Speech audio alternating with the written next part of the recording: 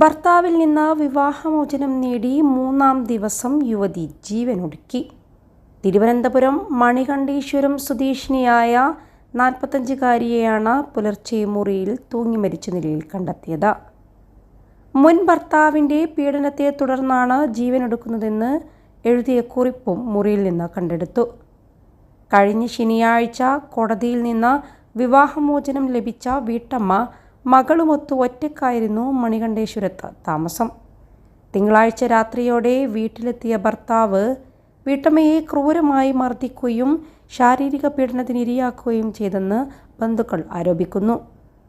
വീട്ടമ്മയുടെ നഗ്നചിത്രങ്ങൾ പകർത്തി പ്രചരിപ്പിച്ചതായും ബന്ധുക്കൾ പറഞ്ഞു. ആത്മഹത്യാക്കുറിപ്പിലും ഈ പരാമർശമുണ്ട്.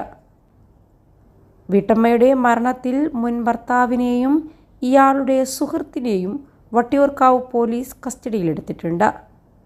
മകൾക്കെതിരെ ലൈംഗികാതിക്രമം നടത്തിയതിന് പോക്സോ കേസിലും പ്രതിയാണ് മുൻ ഭർത്താവ്. സംഭവത്തിൽ വിശദമായ അന്വേഷണം നടത്തുമെന്ന് പോലീസ് അറിയിച്ചിട്ടുണ്ട്. മകൾക്ക് 10 വയസ്സായപ്പോൾ മുതൽ ഭർത്താവിൻ്റെ സ്വഭാവത്തിൽ ചെറിയ മാറ്റങ്ങൾ വന്നത് അമ്മയുടെ ശ്രദ്ധയിൽപ്പെട്ടു. സ്വന്തം മകളെ മോശമായ രീതിയിൽ കാണുന്ന ഭർത്താവിനൊപ്പം ജീവിക്കാൻ ഇനി താല്പര്യമില്ലെന്ന് യുവതി തീരുമാനമെടുത്തു. മകളുടെ സുരക്ഷയെ കരുതി വിവാഹമോചനവും നേടി. പക്ഷേ ബന്ധം വേർപിരിഞ്ഞ് 3-ാം ദിവസം മകളെ തനിച്ചാക്കി യുവതി ജീവനൊടുക്കുകയായിരുന്നു. ഭർത്താവ് നഗ്നചിത്രമെടുത്ത് പ്രചരിപ്പിച്ചതിൽ മനം നൊന്ത് യുവതി ആത്മഹത്യ ചെയ്തതാണെന്നാണ് കുടുംബം ആരോപിക്കുന്നത്.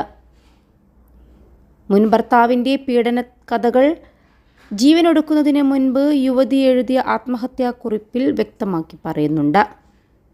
യുവതിയുടെ നഗ്നചിത്രം പകർത്തി മൊബൈലിൽ സുഹൃത്തിന് അയച്ചു കൊടുത്തുവെന്നും തന്നെ ശാരീരികമായി പീഡിപ്പിച്ചുവെന്നും യുവതി ആത്മഹത്യാക്കുറിപ്പിൽ എഴുതിയിട്ടുണ്ട്. സംഭവത്തിൽ വിശദമായ അന്വേഷണം നടത്തുമെന്ന് പോലീസ് അറിയിച്ചു. മുൻ ഭർത്താവിനെ അറസ്റ്റ് ചെയ്തിട്ടുണ്ട്.